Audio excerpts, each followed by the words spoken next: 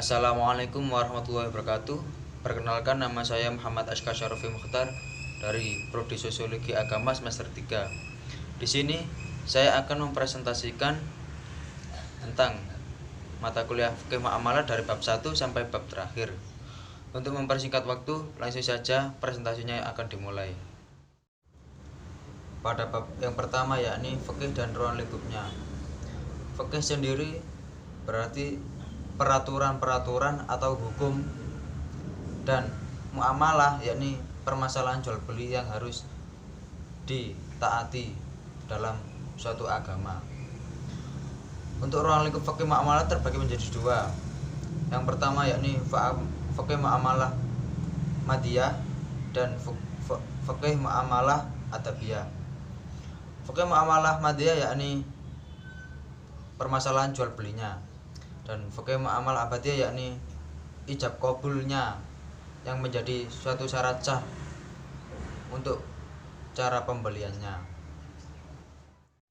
Untuk bab selanjutnya yakni bab amwal. Bab amwal merupakan harta atau benda yang dapat dimiliki, dikuasai, dan dialihkan baik benda berwujud maupun tidak berwujud. Untuk unsur-unsur amwal ada dua. Yang pertama yakni unsur aniyah, yang kedua unsur urf. Unsur aniyah yaitu harta yang berwujud dalam kenyataannya. Untuk unsur urf yaitu segala sesuatu yang dipandang harta oleh seluruh manusia atau sebagian manusia. Itulah pengertian dari bab amwal. Fungsi harta yakni nomor 1, menyempurnakan ibadah madhoh, dan yang kedua memelihara dan meningkatkan keimanan dan ketakwaan kepada Allah Subhanahu wa taala, dan lain-lain. Asas kepemilikan yakni yang pertama amanah, yang kedua infirodiyah, dan yang ketiga ijtimaiyah. Masih ada yang lain. Itulah bab amwal. Lanjut bab yang ketiga yakni bab akad. Akad dalam bahasa berarti ikatan atau pengencangan dan penguatan antara beberapa pihak dalam hal tertentu. Syarat orang yang bertransaksi yakni harus berakal, baligh, mumayyiz, dan orang yang dibenarkan secara hukum untuk melakukan akad. Syarat barang yang diakadkan harus bermanfaat dan bersih, dan memiliki keuntungan bagi seseorang. Itulah syarat-syaratnya. Rukun akad ada 3, yakni akid, maqud, dan sigot. Berakhirnya masa akad ada 4. Akad akan berakhir jika dibatalkan oleh pihak-pihak yang berakad. Yang kedua, tercapainya tujuan akad dengan sempurna. Yang ketiga, salah satu pihak yang berakad meninggal dunia. Dan yang keempat, tidak ada izin dari pihak lain. Itulah bab akad. Untuk bab selanjutnya yakni bab jual beli. Jual beli suatu perjanjian tukar menukar benda atau barang yang mempunyai nilai secara sukarela di antara kedua belah pihak. Jadi seperti kita membeli makan atau membeli baju, kan bermanfaat bagi kita atau penjualnya, karena saling-saling memberikan imbalan. Para ulama fikih sepakat bahwa jual beli merupakan suatu bentuk akad atas harta. Nilai tukar barang dan barang yang dibeli itu harus diadakan sebuah ijab qabul atau sahnya barang itu diterima. Langsung saja yakni bab yang selanjutnya, bab ijroh dan ujroh. Ijroh menurut bahasa adalah upah, tapi menurut istilah ijroh adalah akad atau transaksi terhadap seseorang. Rukun ijroh yakni ada 4: mumayyiz, sigot, ijab qabul, upah harus saling diketahui, dan barang harus bermanfaat dan jelas. Itulah pengertian dari ijroh. Dan yang ujroh yakni biasanya jasa, berupa jasa seperti tenaga yang kita keluarkan, seperti kita kerja. Nah, kita mendapatkan suatu ujroh atau imbalan. Rukun ujroh yakni ada 4. Yang pertama, 2 orang yang sedang berakad atau menjalin kesepakatan. Nomor 2, adanya ijab qabul. Nomor 3, sewa atau imbalan, atau yang biasa disebutkan upah itu, atau bayaran lah. Yang keempat, pastinya ada manfaat bagi kedua belah pihak. Syarat ujroh yakni baligh, saling menyatakan kerelaan dalam berakad, jelas manfaatnya, dan boleh diserahkan langsung dan tidak cacat. Objek harus halal. Maksudnya yakni keuntungan yang diberikan kepada kita harus halal. Itulah pengertian dari bab ujroh dan ijroh. Untuk bab selanjutnya yakni bab ariyah. Ariyah biasanya dikatakan sebagai pinjam meminjam sesama seseorang. Ariyah ini mempunyai 2 macam. Yang pertama ariyah mutlak, dan kedua ariyah muqayyadah. Untuk ariyah mutlak yakni pinjam meminjam barang yang dalam akadnya atau transaksinya tidak dijelaskan persyaratan apapun. Dan yang kedua yakni ariyah muqayyadah, merupakan meminjamkan suatu barang yang dibatasi waktu dan kemanfaatannya. Lanjut untuk bab yang selanjutnya yakni bab qorot. Bab qorot yakni utang piutang, merupakan dari bukan benda tapi hampir sama dari bab yang kemarin yakni bab ariyah. Cuman bab qorot ini meminjam, bukan meminjam barang atau bukan menukar, karena bab qorot ini pinjaman uang, berupa uang. Rukun qorot ada 4, yakni mukrid, muktarid, mukrot, dan sigot. Berikut yakni bab ron. Ron secara bahasa diartikan al-subut atau tetap dan kekal.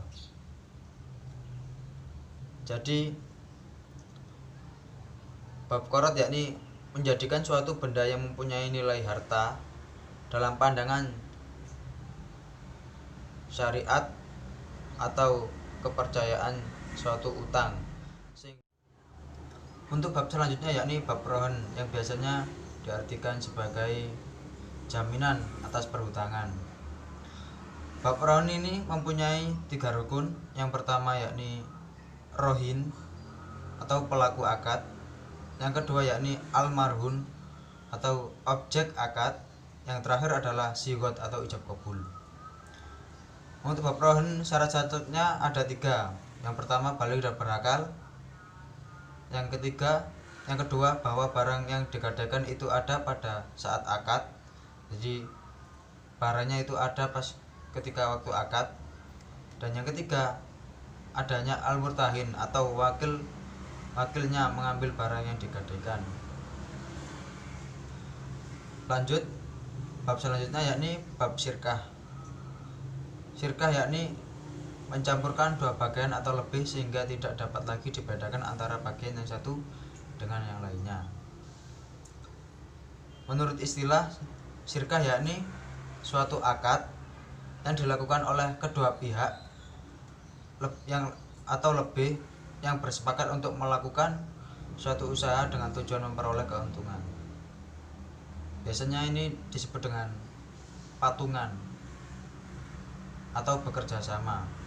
Untuk rukun-rukunnya yakni ada 3. Yang pertama yakni dua belah pihak yang berakad.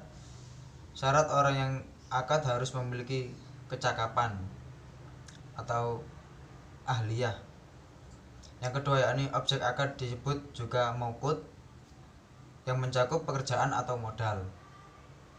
Yang ketiga akad zigot, yakni salah satu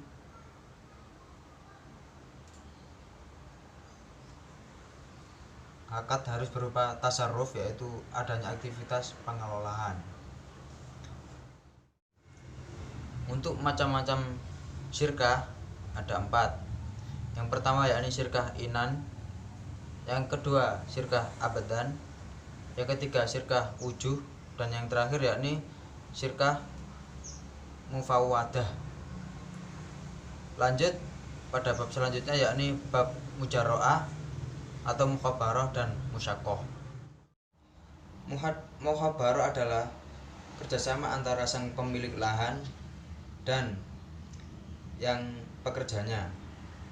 Untuk hukum mujaro'ah, segala keperluan untuk memelihara tanaman diserahkan kepada penggarap atau pekerja. Hasil yang diperoleh dibagi berdasarkan kesepakatan dari awal akad.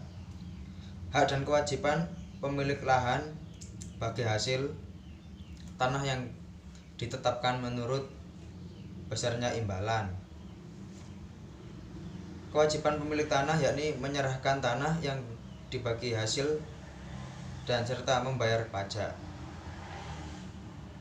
Untuk musyaqqah yakni menurut bahasa diambil dari kata sakoh, yaitu seseorang yang bekerja yang mengurus sebuah tanaman atau pepohonan. Syarat sah yakni buah dikhususkan untuk pemilik dan pekerja, sehingga tidak boleh menyertakan persyaratan bahwa sebagian buah menjadi milik seseorang selain mereka. Itulah tentang bab mujaro'ah, mukhabarah dan musyaqqah. Untuk bab selanjutnya yakni bab mudharabah. Dalam bab mudharabah ini, mazhab Maliki menamainya sebagai penyerahan uang di muka oleh pemilik modal dalam jumlah uang yang ditentukan kepada seseorang yang akan menjalankan usaha dengan uang itu dengan imbalan sebagian dari keuntungannya. Macam-macam mudharabah ada 2 macam. Yang pertama mudharabah muthalaqah dan yang kedua mudharabah muqayyadah. Mudharabah muthalaqah itu bebas, artinya bebas dalam masalah waktu. Dan yang mudharabah muqayyadah terikat atau ada persyaratan-persyaratan yang harus dilakukan. Rukun mudharabah yakni ada 3. Yang pertama adanya pihak yang berakad, yang kedua objek yang diakadkan, yang ketiga akad atau zigot. Syarat mudharabah ada 2, adanya pemodal dan pengelola, dan akad tentunya. Untuk selanjutnya bab hibah, sedekah dan hadiah. Hibah yakni pemberian kepada orang lain yang bukan saudara kandung atau suami istri.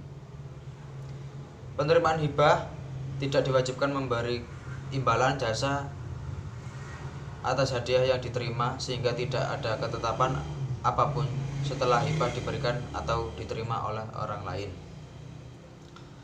Syarat dan rukun ada 4. Yang pertama kehadiran pemberian hibah, yang kedua kehadiran penerima hibah, dan yang ketiga barang yang dihibahkan jelas kehalalannya. Untuk yang terakhir akad hibah, yaitu serah terima barang hibah antara pemberi dan penerima secara ikhlas. Syarat mauhub yakni benda yang dihibahkan tersebut mestilah memiliki keadaan yang sempurna dari pihak penghibah tersebut. Terus barang yang dihibahkan itu sudah ada arti yang sesungguhnya ketika transaksi hibah dilaksanakan, dan lain-lain. Lanjut, yakni sedekah. Sedekah ialah berbagi kepada orang yang lebih membutuhkan dari kita, dan itu bisa membantu orang lain semampu diri kita sendiri untuk mendapatkan suatu pahala dari Tuhan Yang Maha Esa. Untuk pengertian hadiah, yakni memberikan sesuatu kepada orang lain dengan maksud untuk memuliakan atau memberikan penghargaan, seperti juara satu lomba karya ilmiah atau dan lain-lain. Rukun dan syarat hadiah, yakni 1. Orang yang memberi syaratnya memiliki benda itu. 2. Orang yang diberi syaratnya orang yang berhak memiliki. Yang ketiga, ijab dan qabul, penyerahan. Yang keempat, barang yang diberikan syaratnya barang yang dapat dijual atau ada keuntungannya. Baik, itulah dari bab hadiah. Lanjut, bab yang selanjutnya yakni bab riba. Riba menurut bahasa yakni bertambah, karena salah satu perbuatan riba adalah meminta tambahan dari sesuatu yang dihutangkan, sedangkan menurut istilah yakni akad yang terjadi atas penukaran barang yang tertentu. Macam-macam riba yakni ada 3. Yang pertama, riba fadl. Yang kedua, riba yad. Yang ketiga, riba nasa. Syarat-syarat ada 2.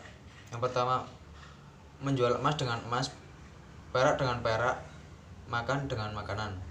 Yang kedua, menjual emas dengan perak dan makanan dengan makanan yang berlain jenis, misalnya beras dengan jagung. Hanya dibolehkan dengan 2 syarat itu. Yang pertama tunai, dan yang kedua timbang terima dalam akad. Untuk bab selanjutnya yakni bab munakahat atau pernikahan. Kata nikah berasal dari bahasa Arab, yakni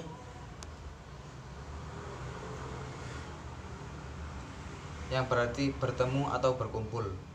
Sedangkan menurut istilah, ikatan lahir batin antara lelaki dan perempuan untuk hidup bersama dalam suatu rumah tangga melalui akad yang dilakukan menurut hukum Islam. Tujuan munakahat yakni 1. Untuk memperoleh kebahagiaan dan ketenangan hidup atau biasanya sakinah, mawaddah, warahmah. Yang kedua yakni membina rasa cinta dan kasih sayang. Dan yang ketiga, untuk memenuhi kebutuhan seksual yang sah dan diridhoi Allah Subhanahu wa taala. Dan yang keempat, melaksanakan perintah Allah Subhanahu wa taala, dan yang terakhir, mengikuti sunnah Rasul. Rukun dan syarat yakni calon suami syaratnya beragama Islam, bukan mahram calon istrinya, dan yang terutama yakni tidak dipaksa. Untuk calon istri syaratnya 1. Beragama Islam atau ahli kitab. 2. Bukan mahram calon suami. 3. Sedang tidak mempunyai suami. 4. Tidak dalam masa iddah. Itulah sedikit pengertian dari saya. Dari presentasi ini saya mohon maaf bila ada tutur kata yang salah dan yang tidak baik untuk diucapkan. Saya meminta maaf sebesar-besarnya. Saya Muhammad Eka Syarafi Mukhtar. Bila ada kesalahan saya mohon maaf. Wassalamualaikum warahmatullahi wabarakatuh.